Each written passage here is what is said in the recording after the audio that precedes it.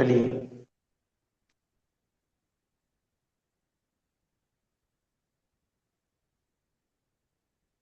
Reading 676 है। आइए शुरू कर रहे हैं। णमो हरिहंताणम, णमो सिद्धाणम, णमो आयरियाणम, णमो उवज्जायाणम, णमो लोये सव्वसाहूणम। जय बोलो पंच परमेष्टि भगवान की जय। पढ़िए स्वाति जी। 676। यह जनसमूह दूसरों के उपदेश के बिना भी काम के उद्दीप्त होने से, राग से अंधा होकर स्त्री के विषय में कौन कौन सा निंद्य कार्य नहीं करता है, अर्थात बिना उपदेश के ही वह स्त्री के साथ अनेक प्रकार की निंदनीय चेष्टाओं को करता है। फिर हे उपादेय के ज्ञान से रहित कोई कभी निरंतर श्रृंगार रस से परिपूर्ण काव्य को रचकर उन लोगों के चित्त को और भी रोग से पुष्ट करता है। 677। जो गृहस्थ स्त्री एवं धन आदि के परिग्रह से रहित होकर घर के उत्तम व्यापार आदि कार्यों को करता हुआ भी कभी परधन और पर स्त्री की इच्छा नहीं करता है, वह गृहस्थ मनुष्य भी देव प्रशंसनीय है। फिर जिसके पास सर्वथा ना तो स्त्री है ना धन ही है, तथा जो रत्नत्रय से विभूषित है, वह मुनि तो देवों का भी देव, देवों से भी पूज्य है। वह भला यह किसके द्वारा नहीं माना जाता है, अर्थात उसकी सभी पूजा करते हैं। यहाँ पे दो बातें कही हैं। अगर कोई गृहस्थ है, उसके पास सब कुछ है, स्त्री भी है, धन पैसा भी है, व्यापार भी है, सब कुछ है, लेकिन दूसरे के धन और स्त्री आदि की ओर वो देखता भी नहीं है, तो ऐसे गृहस्थ को देव लोग भी प्रशंसनीय कहते हैं। देव लोग भी उनकी प्रशंसा करते हैं। जैसे रामचंद्र जी हैं, उनके लिए मर्यादा पुरुषोत्तम की उपाधि दी गई, क्योंकि वो सीता जी के लिए ही थे और पूरे जीवन भर उन्होंने उसके उनके अलावा किसी और को नहीं देखा। ठीक इसी प्रकार अगर कोई गृहस्थ है और अपनी स्त्री के अलावा किसी और को नहीं देखता, तो वो तो प्रशंसनीय है ही। और जिसके पास ना स्त्री है ना धन है और रत्नत्रय से सहित है, ऐसे मुनि तो क्या ही कहें, वे तो देवताओं के द्वारा पूजे हैं ही, और किसके द्वारा नहीं पूजे जाते हैं, अर्थात सभी के द्वारा पूजे जाते हैं। 678। जी यह पढ़िए। इस यहाँ स्त्री आदि के बिना जो दुख होता है, उसको नष्ट करने के लिए लोग उक्त स्त्री आदि को स्वीकार करते हैं, किंतु उन स्त्री आदि के निमित्त से जो सुख होता है, वह वास्तव में पर के अधीन होने से दुख ही है। इसलिए विवेकी जन परिणाम में अहितकारक एवं प्रमाण में अल्प उस विषयजन्य सुख को छोड़कर तत्वदर्शियों के लिए उस अनुपम सुख को स्वीकार करते हैं, जो आत्माधीन, नित्य, आत्मिक एवं पाप से रहित है। 679। जो मनुष्य शोभायमान यौवन की पवित्र शोभा से संपन्न ऐसी स्त्रियों के हृदय में चिरकाल तक निवास करते हैं, वे सौभाग्य आदि गुणों एवं आनंद के स्थानभूत पुण्य से युक्त होते हैं, अर्थात जिन्हें उत्तम स्त्रियां चाहती हैं, वे पुण्यात्मा पुरुष है। किंतु अभ्यंतर नेत्र से ज्ञानमय ज्योति को शरीर से भिन्न देखने वाले जिन साधुओं के हृदय में वे स्त्रियां कभी भी निवास नहीं करती हैं, उन पुण्यशाली मुनियों के लिए वे पूर्वोक्त स्त्रियों के हृदय में रहने वाले पुण्यात्मा पुरुष भी नमस्कार करते हैं। 680। संसार में जो मनुष्य पर्याय दुर्लभ है, बहुत दुखों के समूह से व्याप्त है, अपवित्र है, अल्प आयु सहित है, जिसके अंत का दिन अल्पज्ञता के कारण ज्ञात नहीं किया जा सकता है, तथा जिसमें वृद्धावस्था के कारण बुद्धि प्रायः कुंठित हो जाती है, उस मनुष्य पर्याय में ही तप किया जा सकता है, तथा मोक्ष पद की प्राप्ति इसी तप से होती है, और वास्तविक सुख उस मोक्ष में ही है। यह मन में विचार करके मोक्ष सुखाभिलाषी मनुष्य को इस दुर्लभ मनुष्य पर्याय में निर्मल तप करना चाहिए। 681। दो से अधिक उत्तम 20 छंदों पद्यों रूप औषधि कि जो यह बत्ती मुनि पद्मनंदी रूप वैद्य के द्वारा बतलाई गई है, श्रेष्ठ है। योग्य शब्द एवं अर्थ रूप जल से जिसका उद्वर्तन किया गया है, तथा जो चित्त रूप चक्षु के काम रूप रोग को शांत करने वाली है, उसका सेवन तपोवृद्ध साधुओं के परलोक के दर्शन के लिए निरंतर करना चाहिए।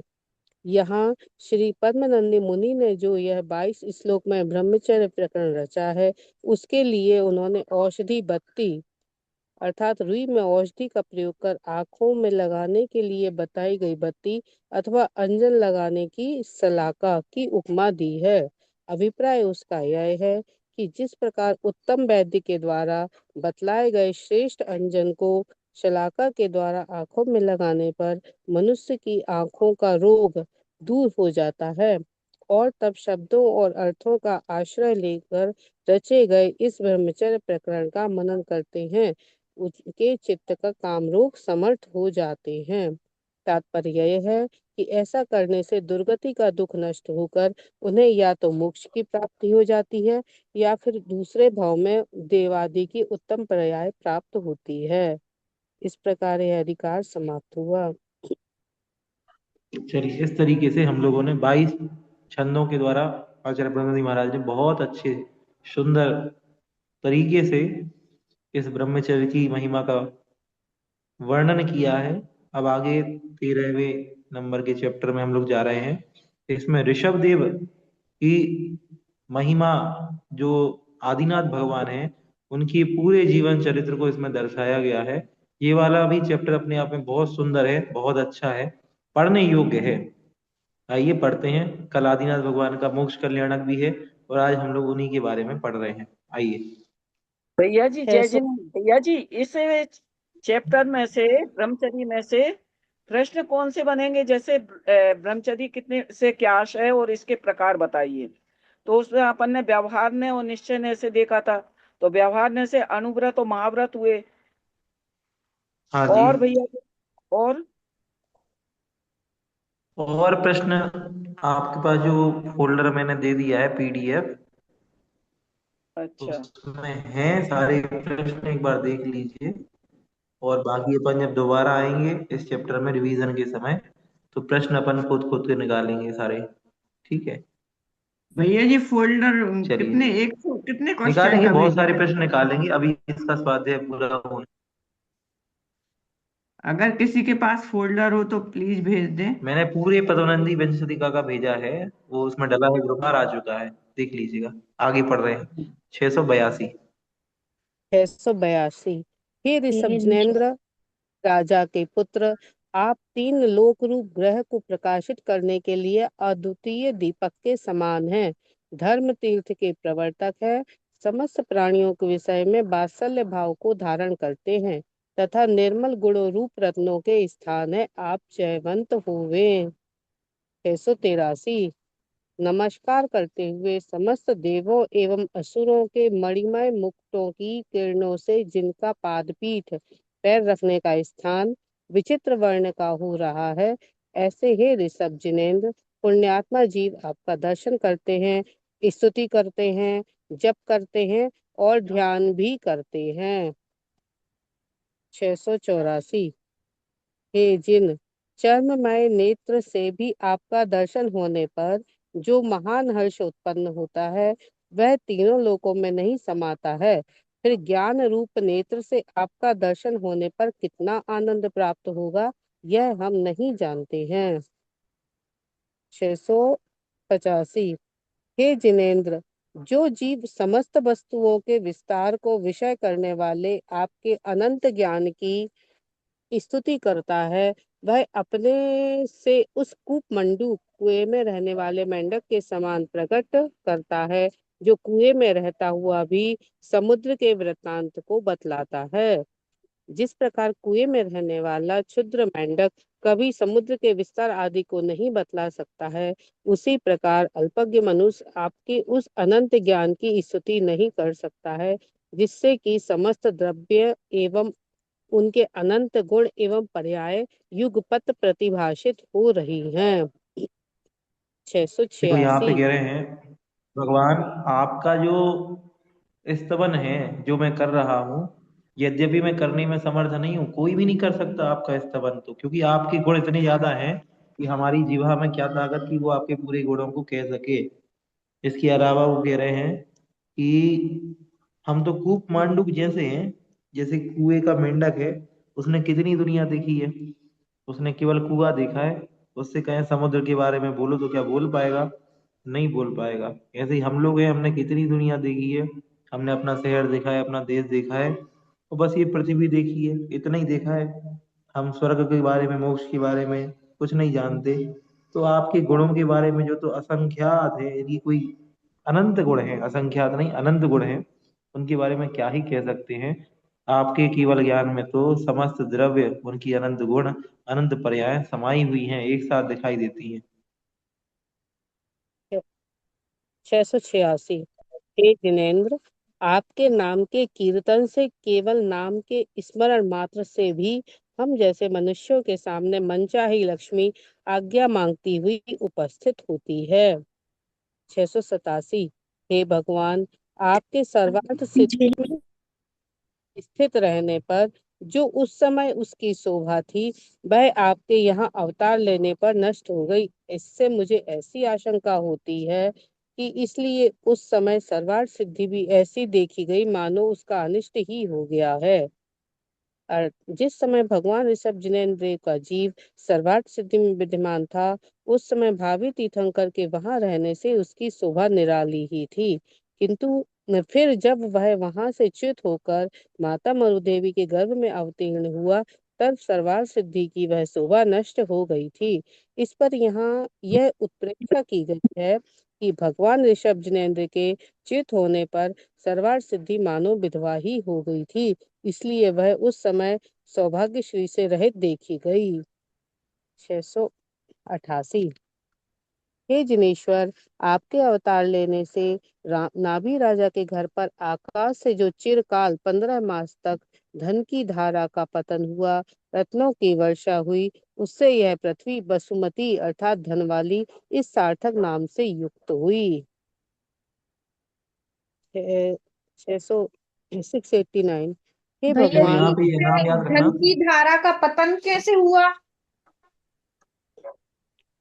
कहाँ पे? इसमें लिखा धन की धारा का पतन हुआ, तो धन की धारा का पतन तो नहीं होना चाहिए। अरे यहाँ लिखा है, हे जिनेश्वर, आपके अवतार लेने से नाभि राजा के घर पर आकाश से जो चिरकाल तक धन की धारा का पतन हुआ। पतन हुआ नहीं होना चाहिए, यहाँ जी गिरना होना चाहिए, धन का गिरना हुआ। ठीक है, धन की धारा का पतन मतलब तो होता है किसी चीज का खत्म हो जाना। जी। यहाँ धन की धारा का पतन, वसुधारा पतनम आसीत। अब अवनति के अर्थ में है पतन तो। बंद हो जाते हैं, शिक्षा को लेनी चाहिए। ठीक है, अर्थ अपन वही लगाएंगे कि धन की धारा निरंतर गिर रही थी 15 माह तक, ऐसा। वर्षा हुई हो और सकता है। कोई सा हाँ, ये धन की लिख वर्षा। रत्नों की वर्षा हुई। देखो और इसमें बहुत सारी प्रिंटिंग मिस्टेक है, कई वजह हमने पढ़ी हैं, तो उसको अर्थ लगा लीजिएगा आप लोग। दूसरा यहाँ पे देखिए कि प्रश्न बन सकता है कि 15 माह तक रत्नों की वर्षा हुई, धन की वर्षा हुई, तो पृथ्वी किस नाम से सार्थक हुई? तो उत्तर बनेगा धन, बसुमती। या बसुमती का अर्थ क्या है? तो धन वाली। ऐसा प्रश्न बन सकता है। चलिए आगे। 689। हे छह भगवान, सौ उन्यासी 89 89। हाँ, हे भगवान, जिस मरी देवी के गर्भ में तुम जैसा प्रभु स्थित था, उसी के चरणों में उस समय देवों ने नमस्कार किया था। तब पुत्रवती स्त्रियों के मध्य में उनके समक्ष उनके उसके लिए पट्ट बांधा गया था, अर्थात समस्त पुत्रवती स्त्रियों के बीच में तीर्थंकर जैसे पुत्र रत्न को जन्म देने वाली एक वही मरु देवी पुत्रवती प्रसिद्ध की गई थी। 690। हे जिनेन्द्र, सुमेरु पर जाते हुए इंद्र को गोद में स्थित आपका दर्शन होने पर उसने अपने नेत्रों की निर्निमेषता, झपकने का भाव और अधिकता, सहस्त्र संख्या को सफल समझा। यह आगम प्रसिद्ध बात है कि देवों के निर्निमेष पलकों के झपकने से रहित होते हैं। तदनुसार इंद्र के नेत्र निर्निमेष तो थे ही, सातवें में संख्या में भी 1000 थे। इंद्र ने जब इन नेत्रों से प्रभु का दर्शन किया तब उसने उनको सफल समझा। यह सुयोग अन्य मनुष्य आदि को प्राप्त नहीं होता है, कारण कि उनके 2 ही नेत्र होते हैं और वे भी सनिमेष। इसलिए वे जब त्रिलोकीनाथ का दर्शन करते हैं तब उन्हें बीच बीच में पलकों के झपकने से व्यवधान भी होता है। वे उन देवों के समान बहुत समय तक टकटकी लगाकर भगवान का दर्शन नहीं कर पाते हैं। 691। हे जिन, उस समय चूंकि मेरु पर्वत आपके जन्माभिषेक के जल के संबंध से तीर्थ स्वरूप को प्राप्त हो चुका था, इसीलिए ही मानो सूर्य चंद्रादि ज्योतिषी देव निरंतर उसकी प्रदक्षिणा किया करते हैं। 692। जन्माभिषेक के समय मेरु पर्वत के शिखर पर नीचे गिरकर ऊपर उछलते हुए जल के अभिघात से कुछ खेत को प्राप्त हुए देव के द्वारा आपका वह जन्माभिषेक इस प्रकार से संपन्न हुआ कि जिससे आकाश उन देवों और जल से व्याप्त हो गया। 693। हे नाथ, आपके जन्माभिषेक महोत्सव में मेरु के ऊपर नृत्य करने वाले इंद्र की कंपित चंचल भुजाओं से नाश को प्राप्त हुए मेघ इस समय भी भंगुर विनश्वर देखे जाते हैं। 694। हे नाथ, भोग भूमि के समय जिन प्रजाजनों की आजीविका बहुत से कल्प वृक्षों के द्वारा संपन्न हुई थी, उनकी वह आजीविका उन कल्प वृक्षों के अभाव में एकमात्र आपके द्वारा संपन्न की गई थी। पूर्व में यहाँ भरत क्षेत्र में जब भोग भूमि की प्रवृत्ति थी तब प्रजाजन की आजीविका बहुत से कल्प वृक्षों के द्वारा संपन्न होती थी, परंतु जब तीसरे काल का अंत होने में पल्ले का 8वां भाग शेष रहा था तब वे कल्प वृक्ष धीरे धीरे नष्ट हो गए थे। उस समय भगवान आदि जिनेन्द्र ने उन्हें कर्म भूमि के योग्य 80 आदि आजीविका के साधनों की शिक्षा दी थी, जैसा कि स्वामी समंत भद्राचार्य ने कहा है। अभिप्राय यह है कि जिन ऋषभ जिनेन्द्र ने पहले कल्प वृक्षों के नष्ट हो जाने पर आजीविका के निमित्त व्याकुलता को प्राप्त हुई प्रजा को प्रजापति के रूप में कृषि आदि 6 कर्मों की शिक्षा दी थी, वे ही ऋषभ जिनेन्द्र फिर वस्तु स्वरूप को जानकर संसार शरीर एवं भोगों से विरक्त होते हुए आश्चर्यजनक अभ्युदय को प्राप्त हुए और समस्त विद्वानों में अग्रसर हो गए। इस प्रकार जो प्रजाजन भोग भूमि के काल में अनेक कल्प वृक्षों से आजीविका को संपन्न करते थे, उन्होंने कर्म भूमि के प्रारंभ में एकमात्र उक्त ऋषभ जिनेन्द्र से ही उस आजीविका को संपन्न किया था। वे ऋषभ जिनेन्द्र से 80 मसी व कृषि आदि कर्मों की शिक्षा पाकर आनंद पूर्वक आजीविका करने लगे थे। 695। हे भगवान, उस समय पृथ्वी आप जैसे प्रभु को पाकर सनाथ हुई थी। यदि ऐसा न हुआ होता तो फिर वह नवीन वर्षा काल के समय प्रकट हुए धान्यांकुरों के छल से रोमांच को कैसे धारण कर सकती थी। 696। हे भगवान, जब आपने मेघ के मध्य में नष्ट होने वाली बिजली के समान रंग भूमि में देखते ही देखते मरण को प्राप्त होने वाली नृत्य करती हुई नीलांजना अप्सरा को देखा था, तभी आपने राजलक्ष्मी को भी इसी प्रकार क्षण भंगुर समझ लिया था। किसी समय भगवान ऋषभ जिनेन्द्र अनेक राजा महाराजाओं से बेष्टित होकर सिंहासन पर विराजमान थे। उस समय उनकी सेवा करने के लिए इंद्र अनेक गंधर्वों और अप्सराओं के साथ वहां आया। उसने भक्तिवश वहां अप्सराओं का नृत्य प्रारंभ कराया। उसने भगवान को राज्य भोग से विरक्त रहने की इच्छा से इस कार्य में ऐसे पात्र नीलांजना को नियुक्त किया जिससे की आयु शीघ्र ही नष्ट होने वाली समाप्त होने वाली थी। तदनुसार नीलांजना रस भाव और लय के साथ नृत्य कर ही रही थी, इतने में उसकी आयु समाप्त हो गई और वह देखते ही देखते क्षण भर में अदृश्य हो गई। यद्यपि इंद्र ने रस भंग के भय से वहां दूसरी वैसी ही अप्सरा को तत्काल खड़ा कर दिया था, फिर भी भगवान ऋषभनेंद्र इससे अनभिज्ञ नहीं रहे। इससे उनके हृदय में बड़ा वैराग्य हुआ। 697। हे देव, आपके वैराग्य के दिन चूंकि पृथ्वी को जीर्ण तृण के समान अकस्मात ही छोड़ दिया था, इसलिए वह बेचारी आज भी नदी जल की ध्वनि के मिश से विलाप कर रही है। 698। हे नाथ, आप कायुग सर्ग में स्थित होकर ऐसे अतिशय शोभायमान होते थे, जैसे मानो धर्म रूपी अद्वितीय प्रासाद के निर्माण में ऊपर खड़ा किया गया मूल खंबा ही हो। भैया जी, 699। इसमें मिश का अर्थ क्या है इसके पहले वाले में? यहाँ पे कह रहे हैं कि आपका जिस दिन वैराग्य हुआ था, उस दिन आपने इस धरती की सारी संपत्ति को जीर्ण तृण, जीर्ण मतलब सड़ा हुआ, और तृण मतलब होता तिनका, सड़े हुए तिनके के समान छोड़ दिया था, संपत्ति कोई काम की नहीं।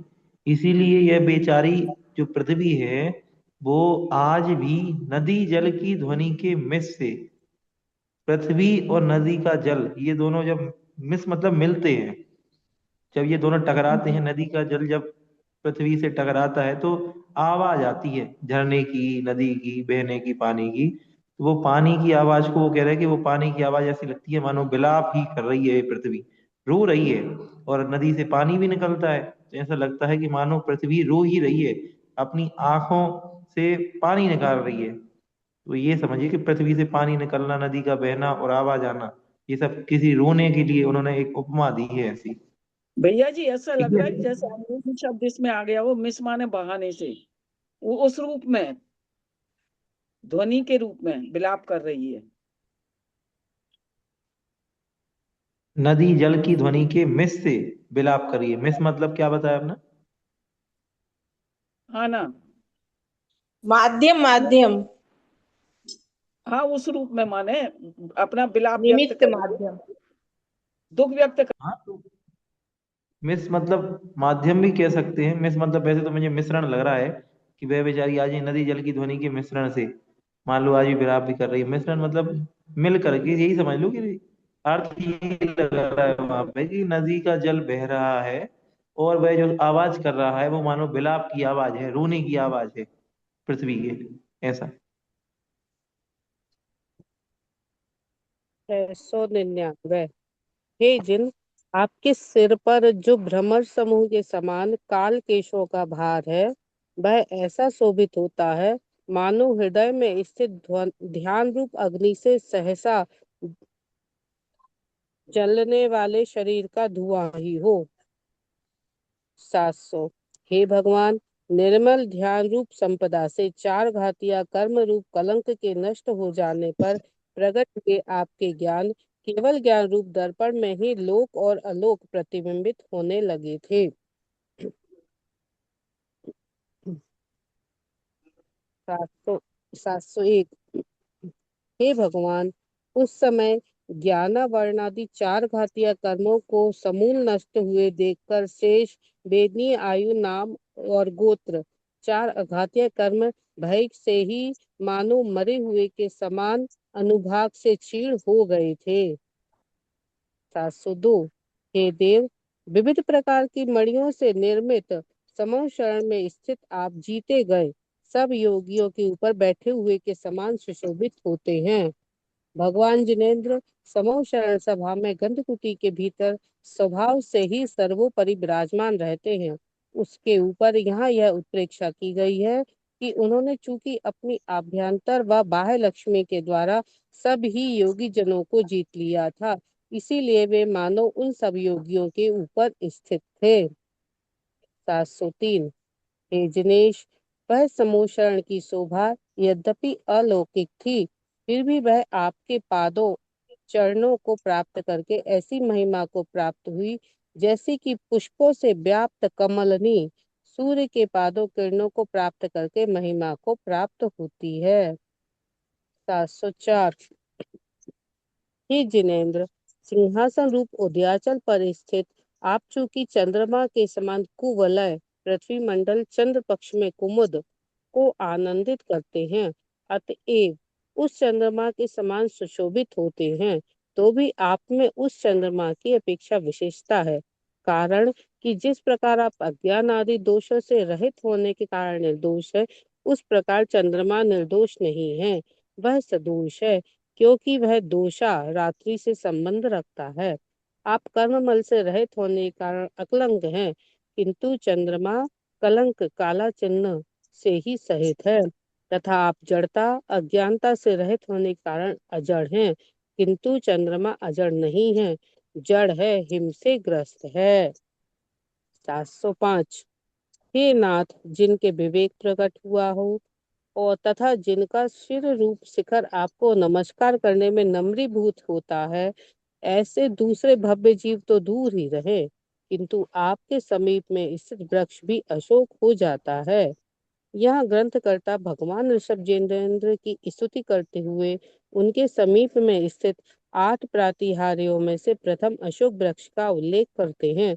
यह वृक्ष यद्यपि नाम से ही अशोक प्रसिद्ध है, फिर भी वे अपने सब्र चातुर्य से यह व्यक्त करते हैं कि जब जिन भगवान की केवल समीपता को ही पाकर वह स्थावर वृक्ष भी शोक रहित हो जाता है, तब भला जो विवेकी जीव उनके समीप में स्थित होकर उन्हें भक्ति पूर्वक नमस्कार आदि करते हैं, तो वे शोक रहित कैसे ना होंगे। अवश्य ही वे शोक से रहित होकर अनुपम सुख को प्राप्त करेंगे। चलिए यहाँ तक आज रखते हैं 705 तक। और यहाँ से आगे के 8 श्लोकों में 8 प्रातिहार्यों का वर्णन प्रारंभ हो रहा है।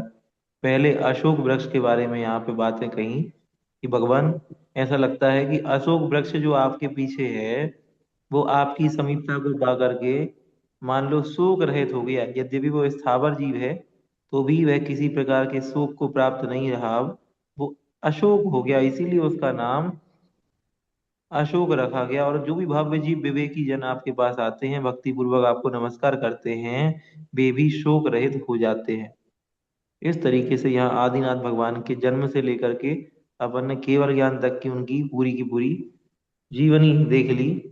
संक्षेप में यहाँ महाराज ने बताया है। इसकी आगे की चर्चा अपन कल करेंगे। बोधि समाधि परिणाम शुद्धि स्वात्मोपलब्धि शिव सौख्य सिद्धि चिंतामणि चिंतित वस्तुदानी स्वावंदे मानस्य ममास्तु देवी। 9 बार नमोकार।